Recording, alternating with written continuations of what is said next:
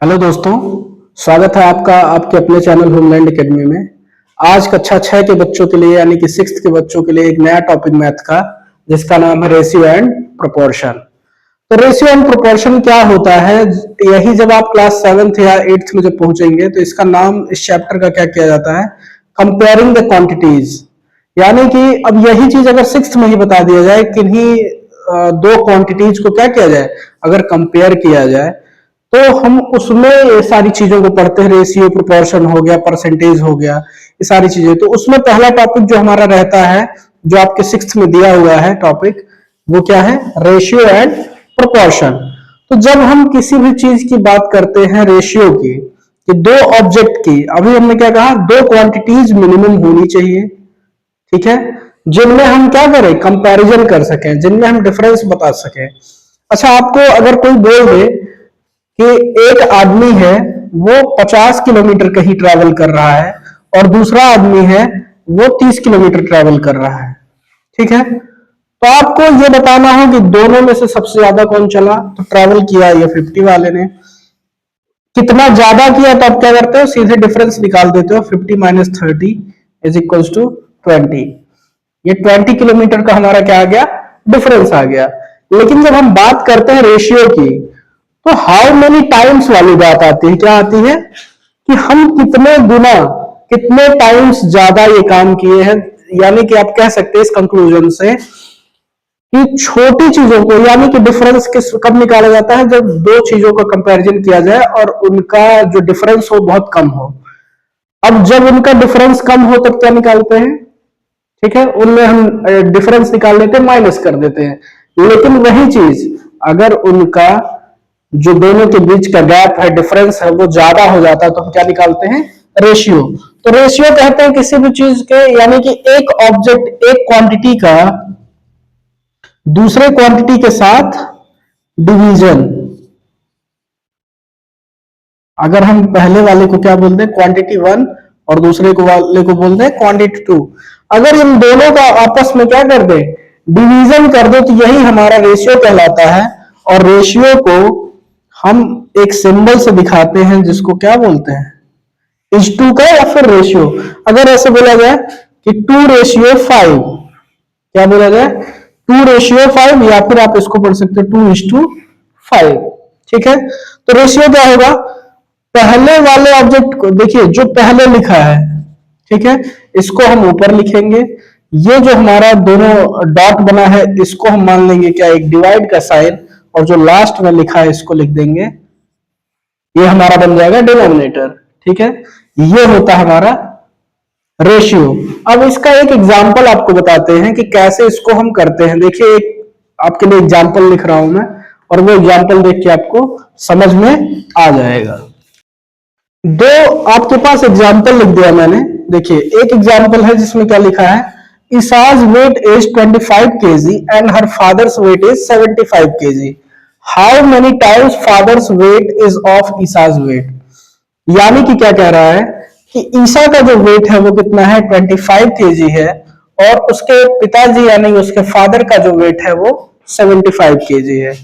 कह रहा है हाउ मेनी टाइम्स, यानी कि कितने गुना, father's weight is of Isa's weight, Isa के वेट से उसके फादर का वेट कितने गुना ज्यादा है। आप ऐसे देख के तो इजीली बता सकते हो, लेकिन करना क्या होता है, जो पहले पूछा है हमने अभी आपको बताया, उसको कहां रखे, ऊपर, और जो बाद में लिखा उसको कहां रखे, नीचे, और दोनों को कर दे डिवाइड। ये आ गया 3, यानी कि हम क्या लिख सकते हैं, 3 टाइम्स। और जब बात इसी को हम रेशियो में कन्वर्ट करने की कहते हैं, तो क्या कहते हैं, ये 25 से 1 टाइम में कैंसिल हुआ, तो ये क्या हुआ, 3:1 के रेशियो में हुआ, जो ये हमारा रिमाइंडर बच गया। और ये बोलते हैं क्या, देखिए, ये कभी भी रेशियो कब बनेगा, जब इसकी यूनिट सेम होगी। जैसे अगर किसी का यूनिट मीटर है, तो दूसरे का भी यूनिट क्या होना चाहिए, मीटर होना चाहिए। किसी का अगर किलोग्राम है, तो दूसरे का भी क्या होना चाहिए, किलोग्राम ही होना चाहिए। ऐसा नहीं कि एक का मीटर में है, दूसरे का लीटर में है, दोनों का निकाल दें, ये एकदम गलत है। क्या होना चाहिए, यूनिट हमेशा सेम होना चाहिए। तो ये ध्यान रहे। अब यहाँ पे एज एज तो किसमें होगा, या देखिए यहाँ वेट है, इनका भी केजी में है, यहाँ पे भी केजी में, तो यानी कि दोनों का जो यूनिट है वो सेम है। और जब इसको कैंसिल आउट करते हैं तो रेशियो में क्या होता है, इससे छोटा फिर ये कैंसिल आउट नहीं होना चाहिए। मतलब अब 3 और 1 जो ये हमारा बच रहा है, ये क्या होना चाहिए, एक प्राइम नंबर होना चाहिए इसमें से कोई, जिससे दूसरा वाला कैंसिल आउट ना हो सके, या कहते हैं इससे छोटा और सिंप्लीफिकेशन इसका ना हम कर सके, वही क्या कहलाएगा, इसका रेशियो। और दूसरे वाले को आप देख लें क्या लिखा है, cost of a pen is 10 rupees, एक पेन का दाम 10 रुपया है। Cost of a pencil is 2 rupees, pencil का दाम 2 रुपया है। कह रहा how many times the cost of a pen that of a pencil, pencil से कितने गुना कॉस्ट ज्यादा है पेन का। तो फिर आप क्या करोगे, पेन पहले लिखा है, देखिए कॉस्ट ऑफ ए पेन, तो कितना है cost of a pen, 10 rupees, 10 को रखा ऊपर, और फिर पूछा pen that of a pencil, pencil रखा बाद में, तो पेंसिल का दाम रख दो। अब देखिए यहां भी रुपीज है यूनिट, यहां भी रुपीज है यूनिट। जब यूनिट सेम नहीं रहेगा तो आप यूनिट सेम करने की कोशिश करेंगे। मान लीजिए यहाँ पैसा होता या यहाँ पैसा होता, तो आप उसको फिर या तो पैसे में दोनों को कन्वर्ट करते या फिर आप रुपीज में कन्वर्ट करते। अब आप इससे इसको कट करेंगे 5 टाइम्स, तो आप लिख सकते हैं जो क्वेश्चन पूछा उसके हिसाब से क्या, कि 5 times the cost of a pen that of a pencil. But अगर इसी को हमको क्या करना है, रेशियो निकालना हो, तो ये 2 से एक बार में कैंसिल हुआ, तो हमको क्या मिल जाएगा, रेशियो 5:1।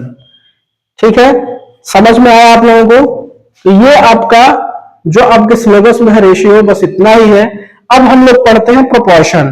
प्रोपोर्शन क्या होता है, अब हम बात जो कर रहे हैं प्रोपोर्शन की, तो प्रोपोर्शन क्या होता है, देखिए जैसे हमने कहा कि हमारे पास कोई रेशियो हो A:B, यानी कि हम कहते हैं एक रेशियो है A:B, ठीक है, और दूसरा रेशियो हमारे पास C:D, यानी कि C/D।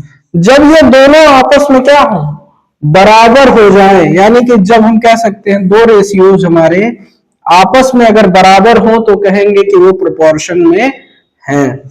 अब देखिए कैसे, यहां पे इसको हम किस सिंबल से दिखा सकते हैं, ऐसे, मतलब दो रेशियोज के जैसे, या फिर इसी की जगह पे हम ऐसे भी लिख सकते हैं A:B इक्वल्स टू C:D। ये तरीका भी हम लिख सकते हैं और ये वाला तरीका भी हम लिख सकते हैं। तो यही होता है हमारा प्रोपोर्शन। जैसे अगर आपसे कोई कह दे कि 4:8 प्रोपोर्शनली 16:32, अब पूछ ले क्या ये प्रोपोर्शन में है, तो आप क्या करोगे, देखिए 4/8 कर दीजिए, जैसे ये क्या था A:B, तो A/B कर दिया, ऐसे यहाँ पे 4:8 है तो 4/8 कर दें, यहाँ पे लगाए इक्वल का साइन, जैसे ये था तो यहाँ पे इक्वल का साइन लगाए, इसको ऊपर लिखें और ये बाद वाले को नीचे, जैसे इसको पहले लिखा ऊपर और बाद वाले को नीचे, और इन दोनों को क्या कर दे, सिंप्लीफाई करें, 4 1 जा 4, 4 2 जा 8, 16 1 जा 16, 16 2 जा 32। अगर ये दोनों यहाँ जो वैल्यू आई वही वैल्यू यहाँ आ गई, यानी कि ये क्या होंगे, प्रोपोर्शन में होंगे। अच्छा एक चीज आपको बताना रह गया कि A/B जो लिखा हुआ है ना, इसमें हम क्या लिखते हैं, A:B लिखते हैं। तो जो पहला वाला हमारा टर्म है, इस टर्म को हम क्या बोलते हैं, एंटीसीडेंट, क्या बोलते हैं, एंटीसीडेंट। और जो ये बाद वाला टर्म है इसको क्या बोलते हैं, इसको बोलते हैं कॉन्सिक्वेंट। क्या बोलते हैं, कॉन्सिक्वेंट। ये ध्यान रखिएगा, कभी कभी ये पूछ लेता है कि पहले वाले टर्म को क्या बोलते हैं और बाद वाले टर्म को क्या बोलते हैं। ये रेशियो का ही पार्ट है, तो ये ध्यान रखिएगा। तो ये हो गया आपका प्रोपोर्शन। जैसे पूछ लिया किसी ने कि बताइए 4:8 प्रोपोर्शनली 16:32, क्या ये प्रोपोर्शन में है, तो ये तब होंगे जब आप 1/2 और 1/2 जो आया है ये दोनों साइड में हमारा बराबर आ जाए। अगर नहीं आया, यहाँ पे अगर मान लीजिए 1/2 आया और इधर पे 1/3 आया, तो हम कह सकते हैं ये दोनों प्रोपोर्शन में नहीं है।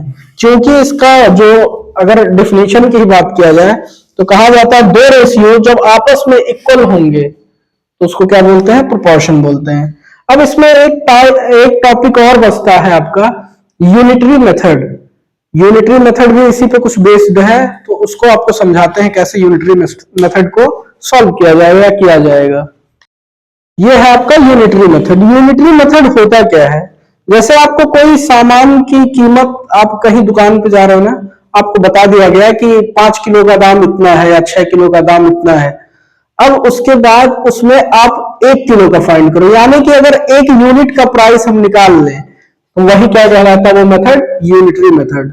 हमको जितना भी गिवन है उसके हिसाब से हमको 1 यूनिट का अगर हम प्राइस निकाल लेते हैं तो वो मेथड क्या कहलाता है, यूनिटरी मेथड। जैसे आपके सामने क्वेश्चन लिखा हुआ है, if the cost of 6 cans of juice is 210 rupees, यानी कि अगर इसको हम सॉल्व करें तो क्या लिखेंगे, cost of 6 cans of juice is equals to 200 rupees. Then what will be the cost of 4 cans of juice? हमको 4 कैन जूस का दाम निकालना है, तो ये हमको मेथड कौन सा हमारा, यूनिटरी। यूनिटरी का मतलब हमको सिर्फ 1 यूनिट। अब कॉस्ट ऑफ 6 हमको पता है, हम क्या निकालेंगे, cost of 1 can of juice. हम 1 कैन जूस की बात करेंगे, जो भी बात होगी हम सबसे पहले 1 यूनिट की बात करेंगे, ठीक है। 1 के लिए करते ही हम क्या करेंगे, ये जो 210 है इसको पहले लिख लेंगे और ये जो 6 है उसको क्या कर देंगे, डिवाइड कर देंगे, ठीक है। तो यहां से आपको मिल जाएगा, कितना मिलेगा, अगर इसको 3 से कैंसिल करें तो ये हो जाएगा 70/2 यानी कि 35 रुपीज। तो आपको क्या पता चला, cost of 6 cans is equal to 210, तो cost of 1 can of juice is 35 rupees. 1 can juice अगर आप ले रहे हो तो 35 रुपीज पड़ रहा है, तो आपको कितने का निकालना है, 4 कैंस। तो हम लिखेंगे देयरफॉर 4 कैंस ऑफ जूस, तो यहां पे लिख देंगे cost of 4 cans of juice is equals to, यही 4 का मल्टीप्लाई इस वाले नंबर में 35 में, तो क्या हो गया, 4 5 जा 20 और 4 3 जा 12 और 2 14, ये हो गया 140 रुपीज। यानी कि अगर हमारे पास 140 रुपए हो तो हम क्या ले लेंगे, 4 कैन जूस का खरीद पाएंगे। ये हो गया आपका यूनिटरी मेथड। ऐसे ही आपसे कई सारे क्वेश्चन ऐसे पूछता है एग्जाम में कि आप बताइए, आप कहीं गए केला खरीदने, 1 दर्जन केले का दाम 60 रुपया है, तो आपको 5 केला लेना हो तो कितना आपको प्राइस देना पड़ेगा। तो डजन में क्या होता है, आपको 12 मिल जाएंगे, डजन का मतलब ही होता है 12। तो 12 बनाना खरीदने के लिए आपने कितना पेमेंट किया, 60 रुपए, यानी कि आपको 1 का आप निकालो, 1 का कितना आ जाएगा, 60/12 आ जाएगा 5, तो यानी कि 1 केले का दाम, 1 बनाना का जो प्राइस होगा वो क्या हो जाएगा, 5 रुपीज। ऐसे ही 5 बनाना का क्या हो जाएगा, 5 into 5, सेम इसी पैटर्न पे। और ये बहुत ही इंपॉर्टेंट, नवोदय का एग्जाम देना हो आपको एकलव्य मॉडल स्कूल का देना हो, सैनिक स्कूल का आपको एग्जाम देना हो, कोई भी आप एग्जाम देने जा रहे हो, उसमें आपको ये सारा मेथड यूज होते हुए दिखेगा। और कोई भी आगे भी फर्दर आप किसी भी एग्जाम में जाते हो 10th के बाद भी, तो ये सारे मेथड आपको यूज करने को मिलेंगे। आप लोग अपना प्यार ऐसे ही बनाए रखिए। बहुत बहुत धन्यवाद।